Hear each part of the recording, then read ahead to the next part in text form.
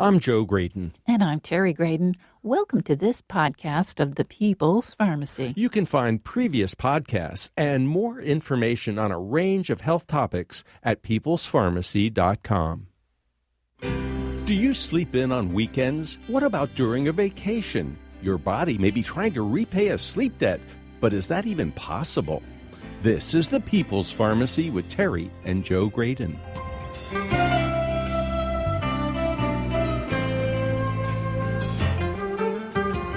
The CDC reports that at least a third of American adults get less than 7 hours of sleep a night.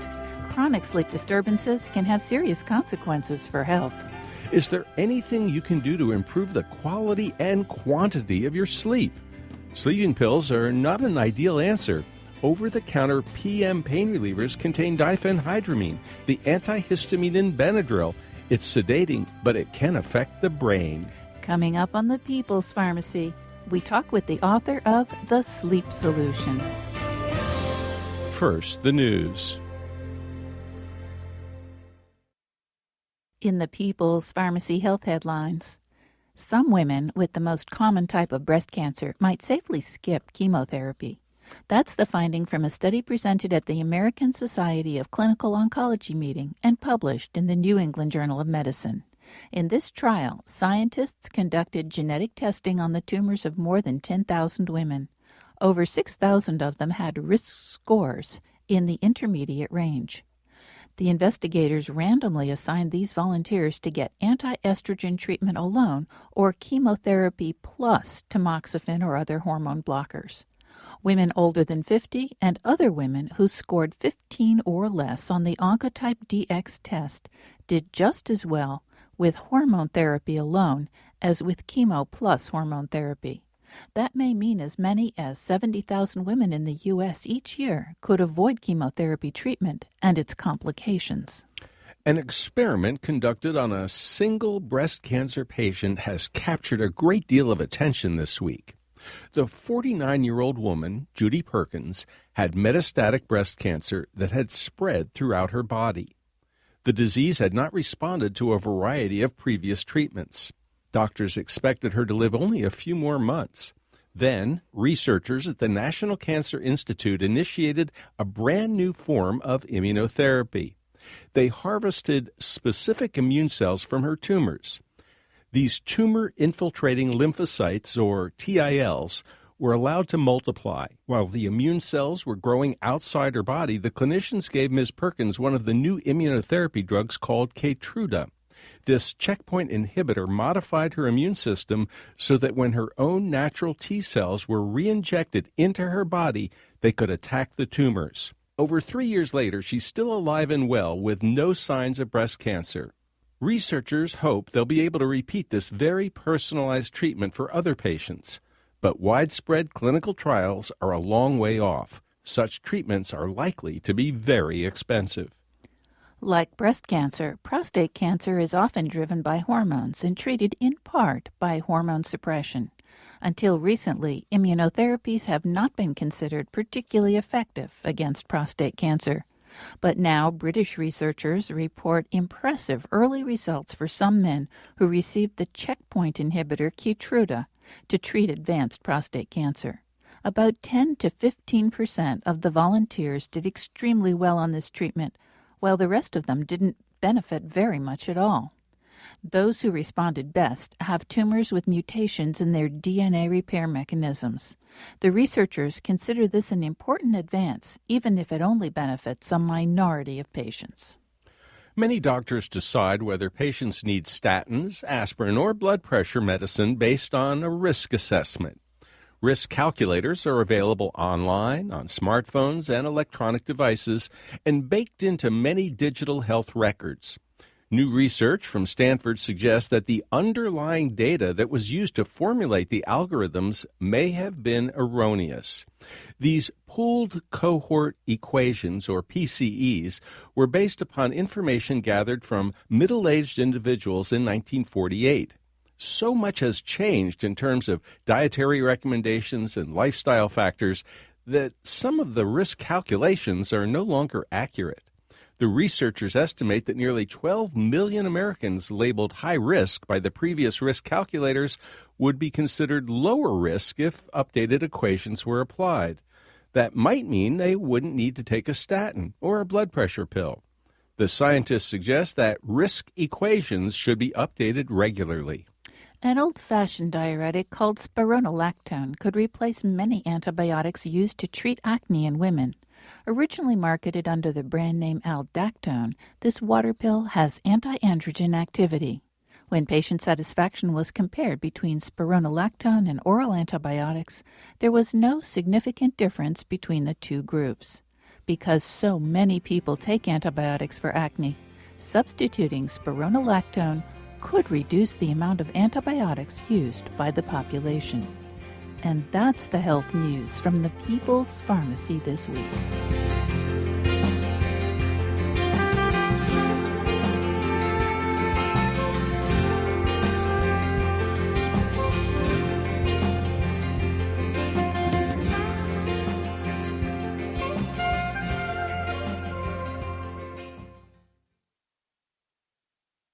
Welcome to the People's Pharmacy. I'm Joe Graydon. And I'm Terry Graydon. Do you have trouble sleeping? Millions of people do. Some have a hard time falling asleep. Others wake up in the middle of the night and can't get back to sleep. In either case, they reach morning feeling shortchanged on shut-eye. The consequences of sleep deprivation can be serious. To help us learn more about sleep and how you can get enough, we turn to Dr. Chris Winter. He's a board-certified sleep medicine specialist and neurologist at Charlottesville Neurology and Sleep Medicine Clinic in Charlottesville, Virginia. He's worked with professional sports organizations, including the Cleveland Indians, the New York Rangers, and the Oklahoma City Thunder. His book is The Sleep Solution: Why Your Sleep is Broken and How to Fix It. Welcome to the People's Pharmacy, Dr. Chris Winter. Thank you very much for having me. It's great to be here. Dr. Winter, how in the world did you, as a neurologist, get interested in sleep? And maybe you can tell us a little bit about the Yucatan pigs. Great, because I think the answers to both the questions sort of go together. I got interested in sleep very accidentally. I was a undergraduate student at the University of Virginia in need of some biology credit hours and, frankly, some money. And I went to see my biology advisor, who said, you know what, you're in luck. There are some doctors at the University of Virginia who are in need of help with their research. And at that point, I knew I wanted to be a doctor. I just wasn't sure what kind. I thought maybe a pediatrician would be fun. And so I met this wonderful man named Paul Surratt. He was doing research on Yucatan micropigs. These, I guess they're micro. I never found them to be particularly small, and they were much stronger and smarter than I was at the time. And in doing research, I sort of got introduced to the world of sleep medicine. Never thought much of it. It was a fun place to visit, but didn't think that I would live there. And as time went on, I just continued to do work, be a part of the sleep community, which is a wonderful community to be a part of, and just never left. And here we are, 27 years later, still doing research, not with pigs, unfortunately, but still doing research and helping people with their sleep. Well, can you tell us, please, why sleep is important? Presumably there's a reason why people worry when they can't get to sleep. Absolutely. And I think that in this day and age, we talk a lot about sleep and all the things that it's important for. So it kind of creates even more a reason to worry. Sleep is foundational to our health. When we think about sleep, I think it's important to kind of frame it in a way that we would think about nutrition or healthy eating, or in the way we think about exercise or hydration as being fundamental things that our bodies need to do a multitude of tasks. So if you eat well and you exercise well, but you don't sleep enough, you shortchange yourself. I think over time, the number of things that you're going to see problems with are tremendous. And we've always known, the research that we were doing with the pigs way back when was looking at sleep and how it affected the heart, but it affects our mood, our ability to think properly, the way we feel, the way we cognitively move through the world. So it's very difficult to figure out an organ system in our body or an organ process that sleep doesn't have a direct impact upon. Well, we've heard so much in recent years that sleep is important to control blood pressure, that if you don't get sleep, your blood pressure is going to be, weird, off, not good. We've heard about obesity and the fact that if you shortchange sleep, you're likely to eat more and gain weight. We've heard about the immune system being affected by lack of sleep. And then there's this whole issue of cognitive function. So can you dig a little deeper into why sleep is important, especially for those areas like the heart and the brain? Sure. So when it comes to our heart and blood pressure, one of the things I often tell my patients is if you're not getting enough sleep, your brain is going to figure out alternative ways to keep yourself going. One of them being, we talk about your brain wanting to scare you awake. So there's a chemical in our body, cortisol, we all probably pretty familiar with. It's a stress hormone. So if you're in a situation of stress, walking through the woods and you see a bear, you'll all of a sudden get this surge of cortisol, which is great because it might help with your thinking, your strength, your speed, your decision making, and allow you to evade danger. What we don't want to have is a situation where we're living a life where we're always, quote unquote, seeing the bear, where our body is always in that sort of fight or flight state, which for a lot of individuals who are not adequately rested, that's where they're at. So their heart rate's always a little bit up, their blood pressure's a little bit up, they're not handling blood sugar,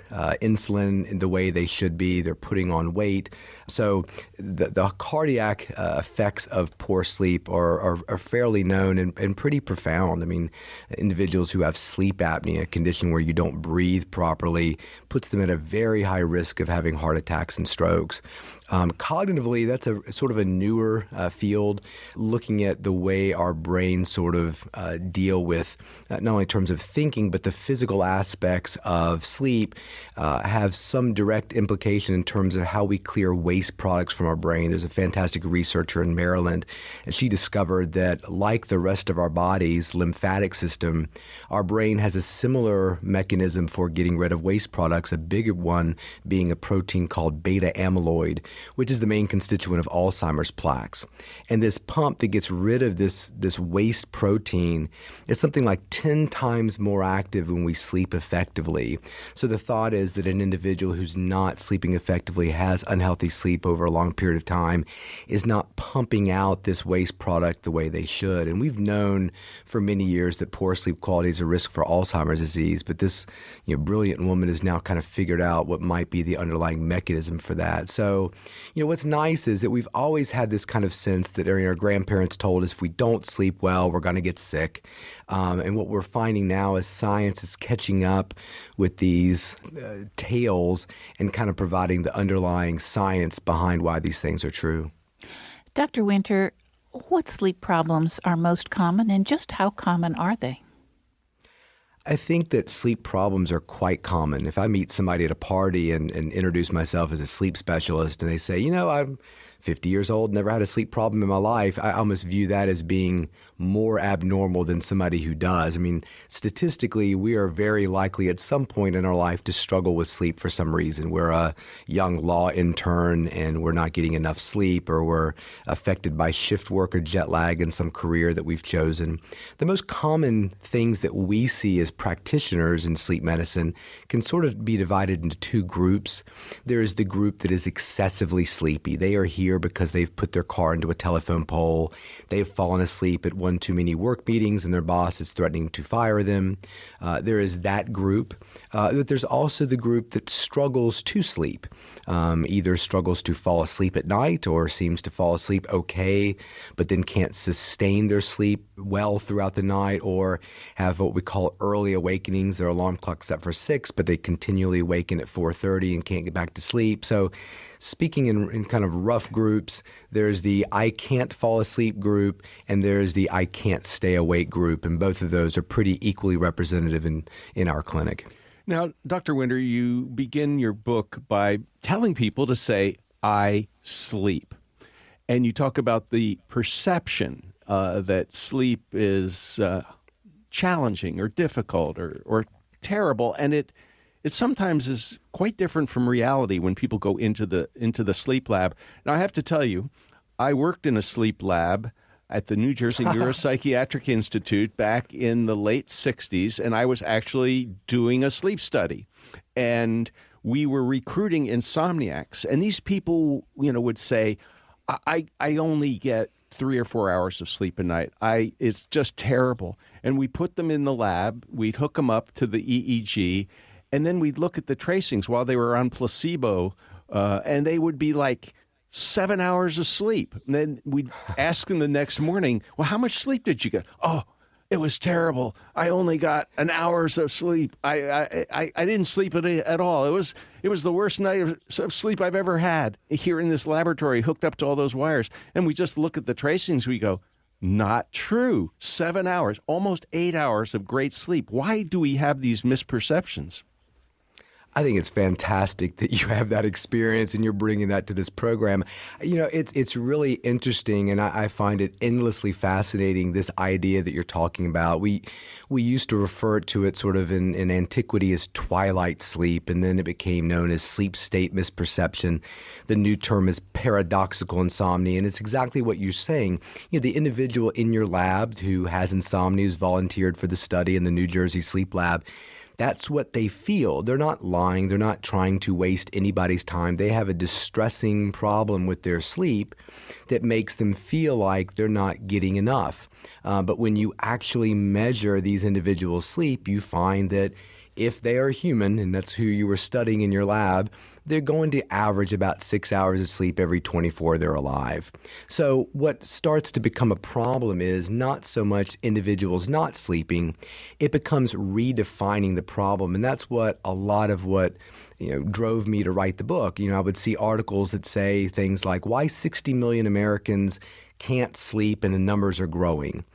If you're an individual like you've just described, that's very disturbing to you, especially when you pair that message, that research, with the idea that if you're not getting enough sleep, you're putting yourself at a risk of heart attack, stroke. So I think that we're seeing more of this now for a couple reasons. Number one, there's a lot more research about sleep out there. There's more books, there's more public interest. And number two, people are starting to view sleep as a modifiable variable. I think that in the past, people like you were describing said, you know what, I only get 1 hour of sleep at night. My mother was kind of like this. I've got green eyes and I'm short, and there's nothing I can do about either of those three variables. And I think people are now thinking, wow, this isn't a static variable. If I feel like I'm not getting enough sleep or struggling with my sleep, there are people out there, there are procedures, there are devices, there are medications that can help with that. So as the field has emerged, hopefully the message that your listeners are getting, that if you're not satisfied with the quality of your sleep, there's people out there who are truly trained to help. You're listening to Dr. Chris Winter, a neurologist and board-certified sleep medicine specialist at Charlottesville Neurology and Sleep Medicine Clinic in Charlottesville, Virginia. He's author of The Sleep Solution, Why Your Sleep is Broken and How to Fix It. After the break, find out why we need different amounts of sleep at different ages. What are the stages of sleep? Which medicines interfere with them? Find out about prescription sleeping pills like Ambien, Lunesta, and Sonata. And how can you develop a plan to improve your sleep?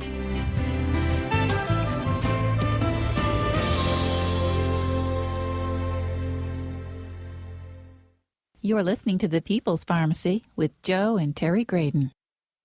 This People's Pharmacy podcast is brought to you in part by Verizana.com. Verizana Lab offers home health tests that allow you to monitor your hormones and health conditions.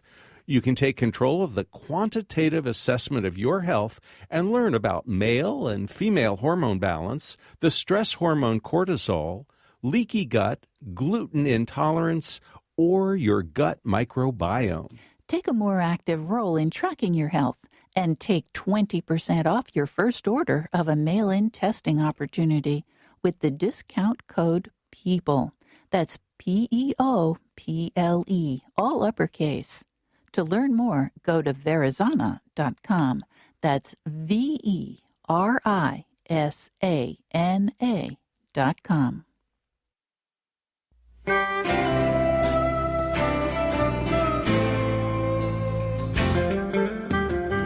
Welcome back to the People's Pharmacy. I'm Joe Graydon. And I'm Terry Graydon. If you would like to purchase a CD of this show, you can call 800-732-2334. This is show number 1125. The number again, 800-732-2334, or you can find it online at peoplespharmacy.com.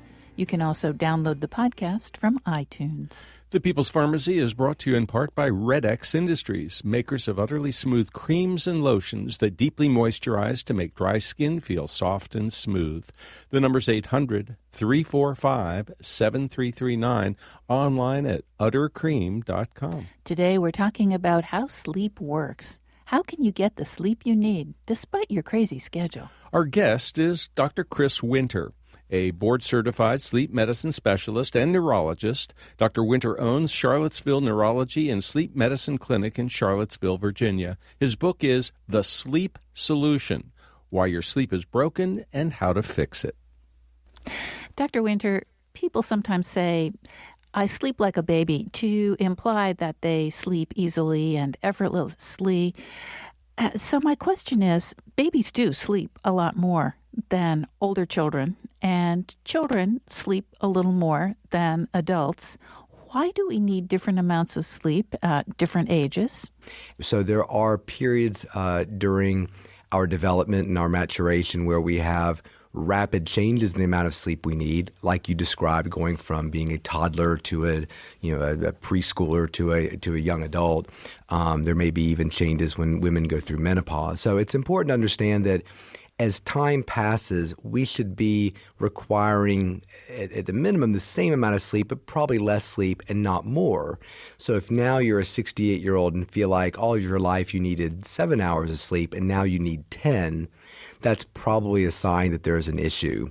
Why do we need less sleep as we get older? This probably has to do with the fact that during our development and our time of our brain becoming, the adult brain, there's a tremendous amount of metabolic expenditure in that maturation process that results in the individual needing more sleep. And you can kind of parallel that with the professional athletes we work with. One of the biggest issues they have with their sleep is when they go out of season, they will often struggle with quote unquote insomnia. I was sleeping fine when I was in season. Now that I'm out of season, I'm really, having a lot of difficulty falling asleep or staying asleep. And a lot of that has to do with the fact that when they're outside of this intense period of working out, that the amount of sleep they need changes. So, and lay people can take from this that when we're during periods of high amount of physical activity or even mental activity, we may need more sleep than we do when we're not in those periods. So sleep is somewhat of a dynamic variable. Why do we sleep precisely? I really don't know. I don't think anybody knows for certain. Now, Dr. Winter, a lot of people think of sleep as this passive time, just... they're out. But it's actually a very active time in the brain. So briefly, can you tell us a little bit about the different stages of sleep, especially what we now call REM, or rapid eye movement sleep, dreaming sleep? And then what are the impacts of medications that a lot of people take that suppress REM so that for some people, they're not getting certain stages of sleep for reasons like medication or some other condition? Absolutely. So the stages of sleep we typically recognize in an adult are light sleep, which constitutes the majority of our sleep. Generally speaking, we're spending about half of our night in light sleep. We have dream sleep, or REM sleep, as you've pointed out. We spend about a quarter of our night in dream sleep. Most of us, if we're on a relatively routine schedule, will start to dream about 90 minutes after we fall asleep. That dream cycle is usually fairly short. And then about every hour to hour and a half, we're going to have a cycle of dreaming that tends to get longer as the night goes on, with our biggest cycle of dreaming, usually the fourth, fifth, sixth cycle, being right before we wake up, which is why a lot of people remember a dream right before they wake up. We also spend about a quarter of our night in deep sleep. So deep sleep and dream sleep are completely different. If you divide your night in half, the first half of our night is largely concerned with getting deep sleeps. Deep sleep is a sleep that makes us feel rested the next day. It tends to be the sleep that we perceive as being sleep. So if somebody like you were describing at your sleep study in New Jersey feels like they're sleeping 1 hour when in fact they're sleeping 6, I bet when you look at the tracing of that individual's sleep, you're going to find that they're somewhat deficient in deep sleep. And that's important because deep sleep is largely when we make growth hormone, which is what makes us feel good the next day. If we're a kid, it's what makes us grow. It's a very important aspect to our sleep. Dream sleep or REM sleep, mainly during the second half of our night, really important for mood, memory, concentration, and a lot of really interesting studies showing that disruptions in REM sleep may be related to chronic pain conditions or things like fibromyalgia. So it's always been thought by the fibromyalgia community, you know what, if I didn't hurt, I could sleep a lot better. And there's probably truth to that, but it probably works the opposite, meaning that if you can find an individual who has that condition, fix the quality of their sleep, they may actually hurt less. Particularly the studies in women have been quite robust. So those are the cycles that we're typically talking about. Many sleep aids actually harm those cycles, which is sort of ironic that the thing we're using to try to get us to sleep better is actually affecting the quality of our sleep. Valium and the sort of the benzodiazepine class of drugs, those drugs typically do a very good job of suppressing deep sleep and REM sleep as well too. Alcohol does a really good job of suppressing REM sleep, and alcohol is probably the most common sleep aid in this country. So, if people are saying, well, look, I don't want to take sleeping pills, but I need to because, I need to perform well, the next day at my job or my career. There's never really been studies that have shown sleeping aids, over-the-counter prescription, impact performance in a positive way. So you're not really taking a substance if you're drinking alcohol or using some sort of antidepressant as a sleep aid. There's no studies that show that it's actually making you do better the next day than you would have had you not taken it. Well, Dr. Winter, let me ask you about one of the most common sleep aids right behind alcohol. And that would be diphenhydramine. It's the PM in all of those nighttime pain relievers like Tylenol PM or Advil PM. A lot of people take it because it is a sedating antihistamine. How well does it help us sleep? How does it affect our different stages of sleep? So you're exactly right. When we look at the medications we typically use or we buy over the counter outside of a drug like melatonin, we're generally talking about a drug that's either diphenhydramine or doxylamine. They're antihistamine drugs. So antihistamine drug, histamine is an alerting neurotransmitter in our brain, probably one of the most alerting. So it stands to reason that if you're using a drug that is an antihistamine, you're going to block an alerting transmitter in our brain. It's going to make us feel sleepy, and they do. They do help some individuals feel more sedated at night. So if you're taking it occasionally because of some sort of life experience or travel, it's probably not a big deal. If you are a 65-year-old who for the past 2 decades has taken a handful of antihistamines to help you fall asleep at night, number one, research would tell you it's probably not doing much of anything in terms of its effect on your sleep and sleep quality. And number two, there are some negatives that go along with these medications. Many antihistamines have properties within them that are anticholinergic. So when we look at older individuals using antihistamines, we worry about dizziness, confusion, dry mouth the next day. Most of these things have to do with the anticholinergic side effects of these types of drugs. Well, acetylcholine, when we talk about anticholinergic, we're talking about blocking the chemical acetylcholine. This is the chemical that is deficient in many people who have dementing illnesses like Alzheimer's disease. So, in fact, the medications we use to treat that condition tend to boost acetylcholine. So these are not drugs that we necessarily want people on for long periods of time. Number one, because I think they're not particularly helpful. Number two, there may be downstream side effects and consequences of these drugs that people are just not aware of. So, if you're really struggling to sleep at night, we want to find better solutions, better long-term solutions than simply taking these over-the-counter medications with this implication that they're safe. Now, a lot of people go to their primary care physician. They say, Dr. Jones, I'm just not getting a good night's sleep, and I've I've heard all these terrible stories about, oh my goodness, high blood pressure and heart attacks and strokes and dementia. I really need help. Help me. I need a sleeping pill. I need a prescription. And we've all seen those very enticing commercials on television with the Luna moth flitting in through the window and helping people get that fabulous night's sleep that we all aspire to. So, A, tell us a little bit about medical education. You talk about it in your book and how much the average physician learns about sleep. And then B, that seemingly simple solution of a sleeping pill.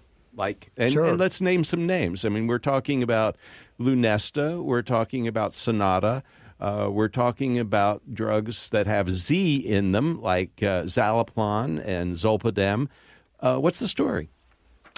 So the story, you bring up a good one. When you think about that individual who's in their doctor's office asking for help, I picture a doctor who's probably already an hour behind in their day.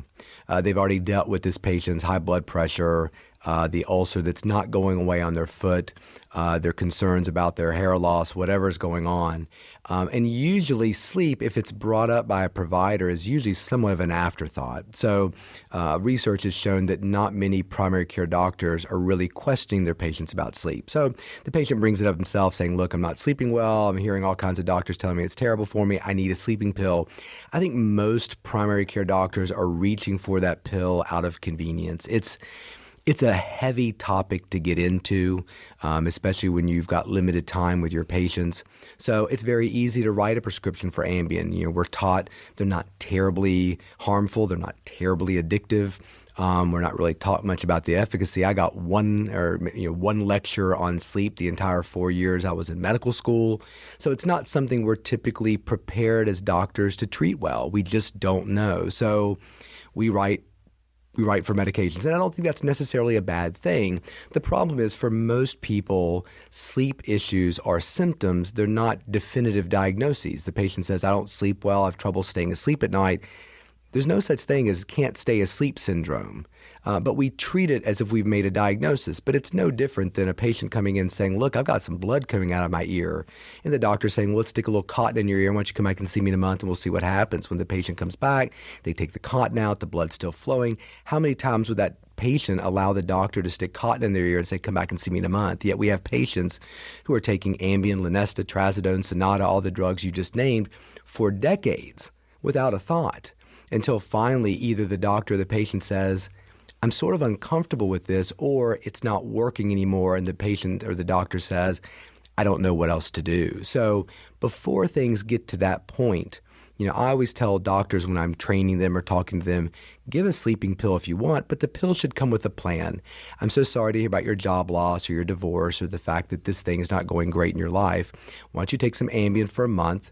Hopefully things will settle down. If they do, great. If they don't, we'll make a plan for how to get your sleep back on track. And the plan will not simply be, I'll refill this until you die, which I think for a lot of people is the plan because they just don't have the time or the education to dive into it. Dr. Winter, what kind of plan should a patient expect in a situation like that? Sure. So I think the plan should be, I think as a patient, you have the right to understand, why do I have difficulty falling asleep? Or why do I fall asleep just fine but wake up 18 times a night to go to the bathroom? I think that you have a right to ask your doctor, what is it that is now affecting my sleep that wasn't 5 years ago? Because the answer can't simply be insomnia. No, insomnia is a symptom. It's like headache pain. Well, why do I have a headache? Do you have a migraine? Do you have a mass in your head? Do you have some sort of sinus infection? Like, we need to not stop prior to the diagnosis, and I think that a lot of people simply do because they don't have the skill set to kind of dive into it. So if you're an individual who's taking Trazodone, which is an antidepressant, it has no FDA approval for insomnia, nor does a drug like Seroquel, which is an antipsychotic that people use quite often for sleep, you have the right to ask your doctor, why are you giving me an antipsychotic when my problem is I just have trouble falling asleep within the first hour or two when I go to bed? And if your doctor can't answer that question, it's probably time to see a sleep specialist. You are a sleep specialist that consults for a lot of sports teams. And I can imagine an athlete, a very highly paid, very, very superb athlete, who says, in order for me to function, I need to get a good night's sleep. But when I lie down at night, I start running through whatever happened during the day, the practice that I didn't do as well as I would have liked to. I start ruminating on the big game tomorrow. Maybe it's the Super Bowl. Yes. And it's like, I can't turn off my thinking. And there are a lot of people who do that. I can't turn off the work thing. I can't turn off the emotional interaction thing. How do you help people deal with that? Sure. And I think that's a huge problem. I think that one of the things that make people successful in their lives, that attention to detail, that type A personality, is wonderful if you are a hedge fund manager or a neurosurgeon or an accountant. It's kind of murder if you're trying to sleep. It's all the things that we don't want to be doing when we get into bed. So we see that a lot in very high-performing individuals. The two things I try to stress with those individuals are, number one, we want to get to a place where you understand methods through which you can actually help to turn the volume in your brain down. That's a very helpless thing to do, but there are wonderful techniques and devices out there that can help people with it. One of my favorites, a device called a Muse that you just put on your head.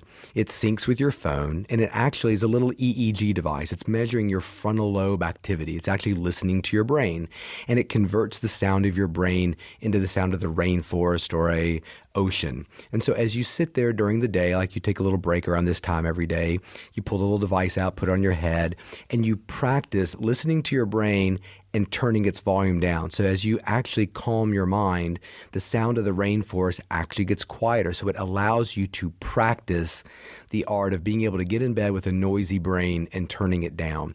And there's two benefits to that. Number one, turning your brain down often helps people fall asleep. The second thing is there's wonderful research out there that if you get into bed and you have trouble settling your mind, if you can simply relax and kind of find that sort of transcendental meditative state, that even if you're not sleeping, but you're in that kind of twilight place, you're probably doing 70% of what sleep does. And from a cognitive perspective, it may be indistinguishable, which is why the individual in your study who's getting 6 hours of sleep and only feels like he's getting one, they actually do pretty well the next day, even though they're kind of perceiving the fact that they're awake. And when we can turn down our brain, we often turn down that perception. So even though he's still sleeping 6 hours, nothing's changed from an EEG perspective, all of a sudden that person's coming back reporting sleeping much more. It's very difficult to fall asleep when we're anxious. Ask any kid on Christmas Eve, you better fall asleep or Santa Claus won't come. I mean, even my kids will tell me, I didn't sleep at all last night, and I can't believe Santa Claus came because I don't think I ever fell asleep at night. But in fact, they probably fell asleep in 20 minutes. But that anxiety of, oh my gosh, he's coming and bringing presents can really color the way they perceive sleep. You're listening to Dr. Chris Winter. He's a neurologist and sleep medicine specialist who has worked with a number of professional sports organizations. His book is The Sleep Solution: Why Your Sleep is Broken and How to Fix It. After the break, we'll talk about sleep hygiene. What does that mean? And we'll find out what can be done for restless leg syndrome and sleep apnea. You'll also hear about non-drug approaches to sleeping problems.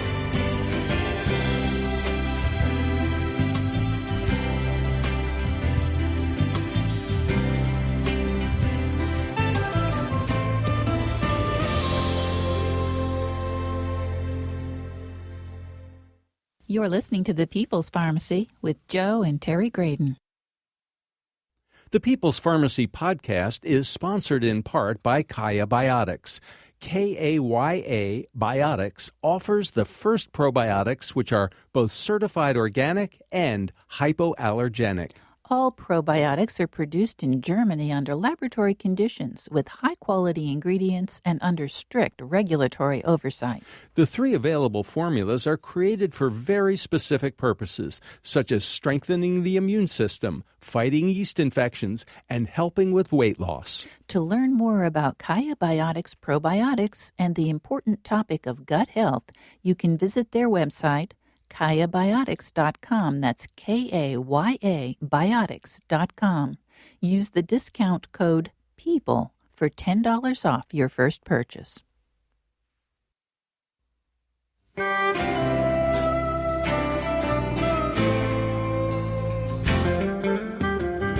Welcome back to the People's Pharmacy. I'm Joe Graydon. And I'm Terry Graydon. If you would like to purchase a CD of today's show or any other People's Pharmacy broadcast, you can call 800-732-2334. Today's show is number 1125.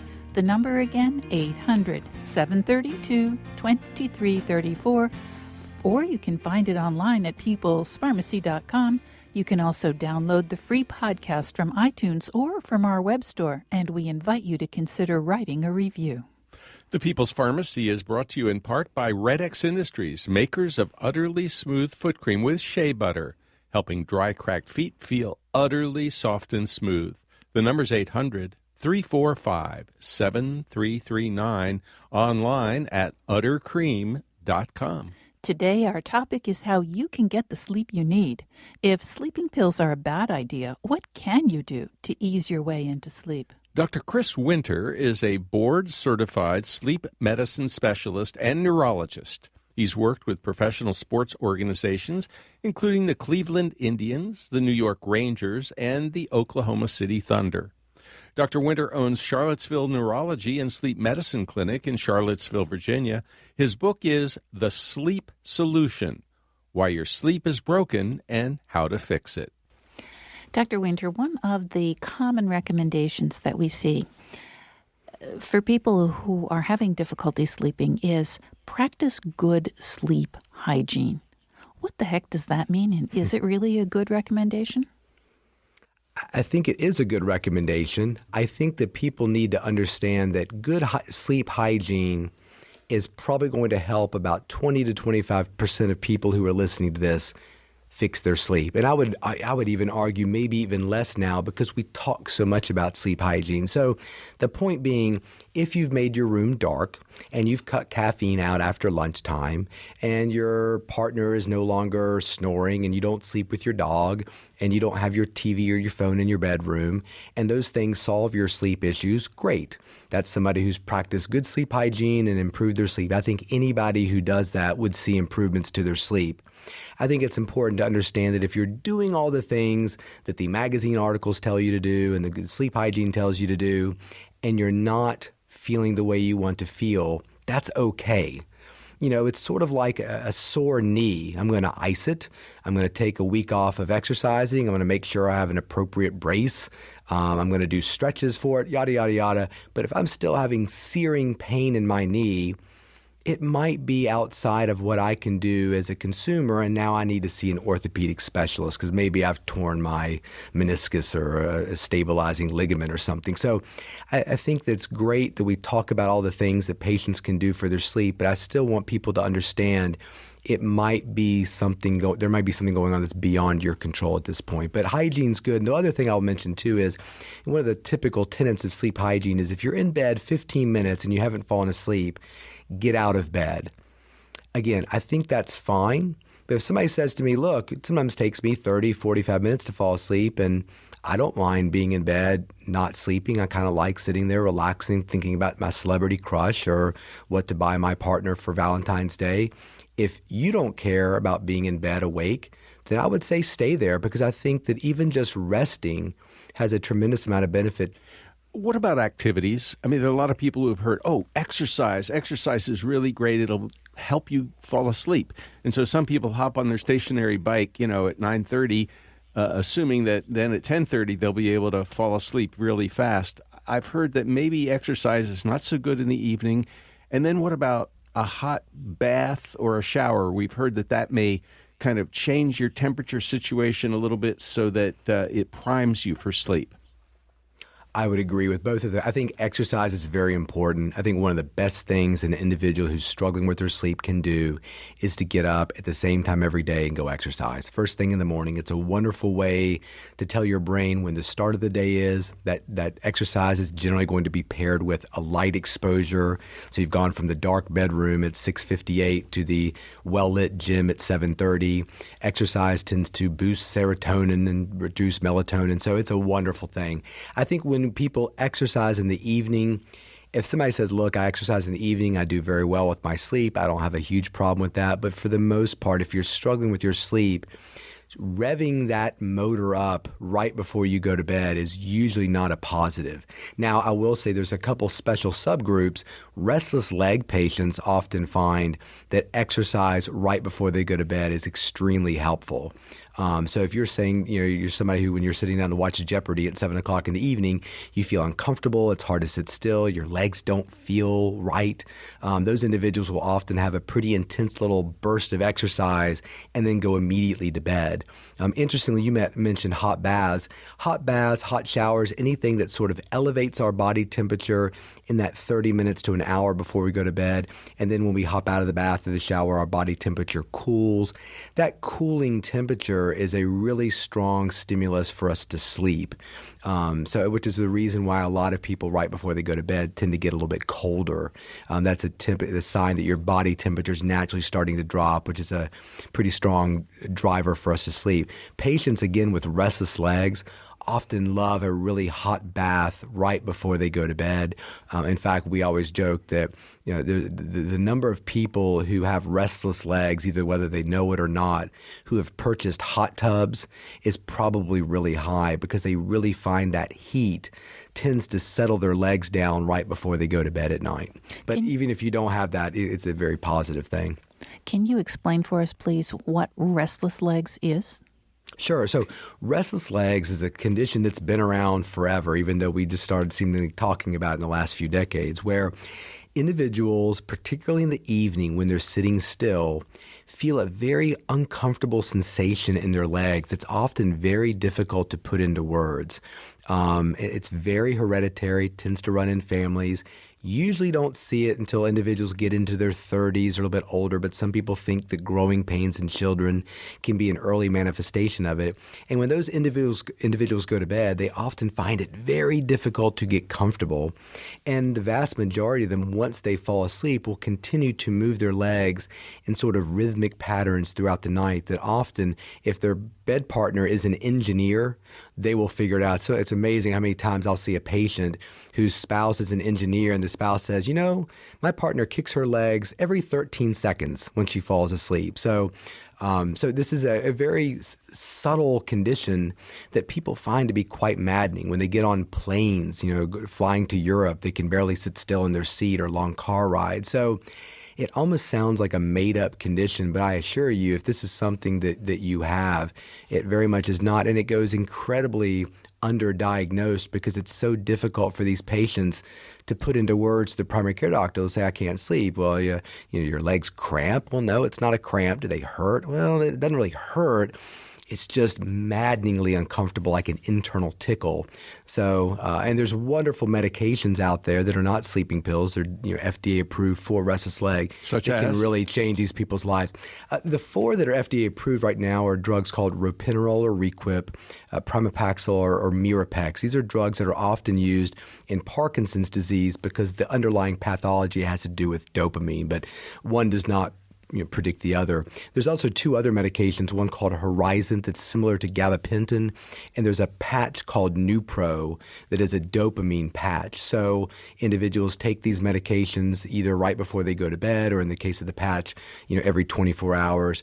And that feeling of restlessness, hopefully just disappears. They're very effective medications for the condition, so effective that they're almost diagnostic. Dr. Winter, there are a lot of different sleep problems. For example, something called sleep apnea, where people often go for seconds or even longer where they're not breathing. I think an easy way to think about sleep apnea is an individual who can breathe and they can sleep, but they can't really do both at the same time. So what you get is an individual who will sleep, their airway will collapse, they can't breathe, and their brain will let that oxygen level drop to a certain point before finally the brain essentially scares the individual awake. They will catch their breath, fall back to sleep, and repeat the process. And strangely, until things get really bad, most patients with sleep apnea have absolutely no idea what's going on. All they know is they are ruthlessly sleepy the next day. So if your bed partner is telling you, look, you scare me, honey, you stop breathing, you choke, you gasp, I feel like I have to elbow you to get you breathing again, or for some reason you are really struggling to stay awake, you're gaining weight, your doctor's not happy with your blood pressure, evaluating somebody for sleep apnea is very easy. It's never been easier because we can often do it in patients' homes. And treating it can not only make you feel worlds better, but it can really dramatically lengthen your life. I just saw a patient today who had really bad sleep apnea, and he said that his CPAP device was his best friend, which is a really high marks to give something that looks like a Darth Vader mask. But they're not Darth Vader masks. They're much smaller these days. Well, that's another point. I mean, a lot of people say, okay, I was diagnosed with sleep apnea. They gave me a CPAP machine, and it's terrible. It's huge. Oh, they are. They're terrible. They're awful. And I'm wearing a pair of glasses right now. I got my first pair in third grade. I hate them. Absolutely hate wearing glasses. However, I will admit that I like being able to see, watch my kids' baseball game, drive a car, operate an independent existence. So with that trade-off, I will wear the glasses to lead an independent life. I think that anybody who is talking about getting a CPAP, I tell my patients all the time, it's okay to hate it, but you should absolutely love what it does for you. And it should not be subtle. It should not be, 50-50. I mean, people should really feel much benefit from it. And one of the things we often see is people they were given CPAPs for sleep apnea that's very, very, very mild. So just be on the lookout for that too. And are there any CPAP machines that you are especially fond of because they've worked so well and they're less intrusive? For most people, it's not the machine, it's the actual mask they wear. And there's some very small masks now that are much more comfortable. So if you tried a CPAP 10 years ago and just couldn't make it work, it might be worth looking back into it. The CPAP device that I like, it's made by a company called ResMed, simply because it's very easy to use and exceptionally quiet. I mean, you can barely hear it when it's on. And when an individual wears a CPAP device, they shouldn't really be able to snore. So from a bed partner perspective, most partners absolutely love the CPAPs because it changes their sleep as well too. Now, what about non-drug approaches to sleeping problems? We hear so much about melatonin, and some people say, well, a milligram. Other people say 3 milligrams. Other people say, wait, that's not physiological. It should just be like 30 micrograms, tiny, tiny dose. And then other people tell us, oh, magnesium, a magnesium supplement before I get into bed. It really helps me sleep. Others say, no, acupressure. If you just press on this one place on your wrist, it's going to work great. And then other people go with hops or valerian. So give us a sense of non-drug options. Do they work? Sure. I guess it depends on how you define work. Teddy bear worked very well for my kids growing up. God forbid we travel without it.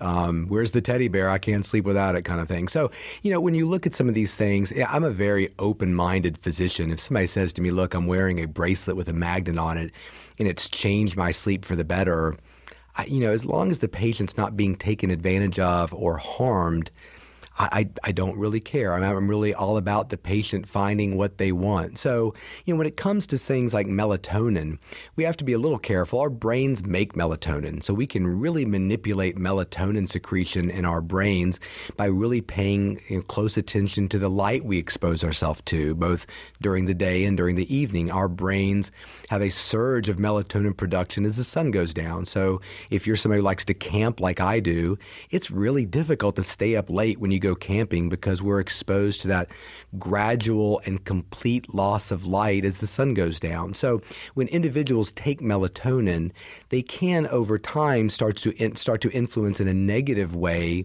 our brain's own melatonin secretion. So if you take melatonin every now and then because you like to travel, back and forth to your home in Italy, great. That's probably what it's designed for, kind of changing somebody's circadian rhythm. If you're somebody who takes, like you said, 10 milligrams of melatonin every night when you go to bed, what you can often do is find that you're actually convincing your brain that the sun is going down when you're getting into bed, which is generally not when we go to sleep. So in a sense, that chronic melatonin use is making us feel like we're on this perpetual east to west travel.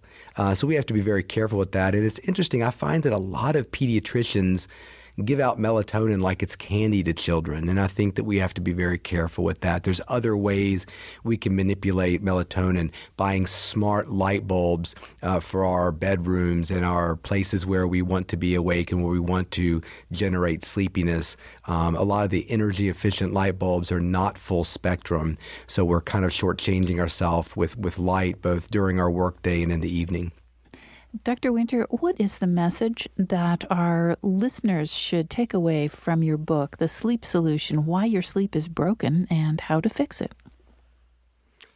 I guess the overall message would be that if you're not satisfied with your sleep, there are things that can be done to dramatically help it. I'm not on a crusade to get rid of sleeping pills or eliminate shift work, even though it's terrible for our health. It's really about trying to help individuals find what they want, which is good sources of information that's clear and easy to understand. A book's been described by somebody as, one person said it was like having a beer or two with a sleep doctor, or one person said it was the sleep book for people who like to read People magazine. And I love People magazine, so I don't really understand that criticism. But I want people to understand their sleep in a way that they're being talked to plainly. And I think that once people understand things, they may say, look, I get things, I understand what he's saying, but I want to continue to take my melatonin or wear my magnetic wrist bracelets. Then that's perfectly fine, that we have an educated consumer making an informed choice about his or her health. I think that there's a lot of information out there that strikes fear into people.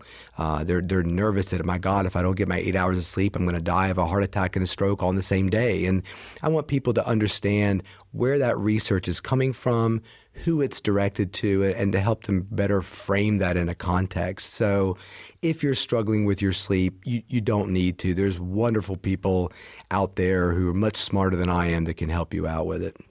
Dr. Chris Winter, thank you so much for talking with us on the People's Pharmacy today. Oh, it's my pleasure. You all do such a great thing for your listeners. It's a real honor to be a part of it. You've been listening to Dr. Chris Winter, a neurologist and board-certified sleep medicine specialist at Charlottesville Neurology and Sleep Medicine Clinic. Since 2008, Dr. Winter has served as the Men's Health magazine sleep advisor, and he blogs for the Huffington Post. His book is The Sleep Solution, Why Your Sleep is Broken and How to Fix It. Lynn Siegel produced today's show. Al Wadarsky is the engineer. Dave Graydon edits our interviews. The People's Pharmacy is produced at the studios of North Carolina Public Radio, WUNC. The People's Pharmacy theme music is by B.J. Liederman. The People's Pharmacy is made possible by Redix Industries, makers of Utterly Smooth Extra Care 20 Cream, with 20% urea for extra skin protection. 800-345-7339, online at uttercream.com. If you'd like to buy a CD of today's show or any other People's Pharmacy broadcast, you can call 800-732-2334. Today's show is number 1125. That number, 800-732-2334. You can also place the order at our website, peoplespharmacy.com. When you visit our site, you can share your thoughts about today's show. You can also find a link to the Muse device Dr. Winter mentioned. You can also share your thoughts about how you manage sleep problems and what works best for you. You could sign up for our free online newsletter. When you sign up, you get our free online guide to some of our favorite home remedies. Or subscribe to the free podcast of the show and never miss another People's Pharmacy show again. In Durham, North Carolina, I'm Joe Graydon. And I'm Terry Graydon. Thanks for listening. Please join us again next week.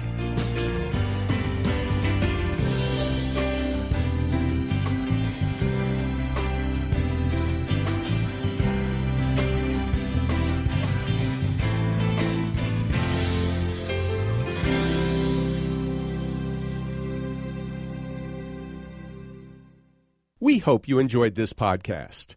If so, please consider taking a minute to write a review on iTunes. And thanks for listening to The People's Pharmacy.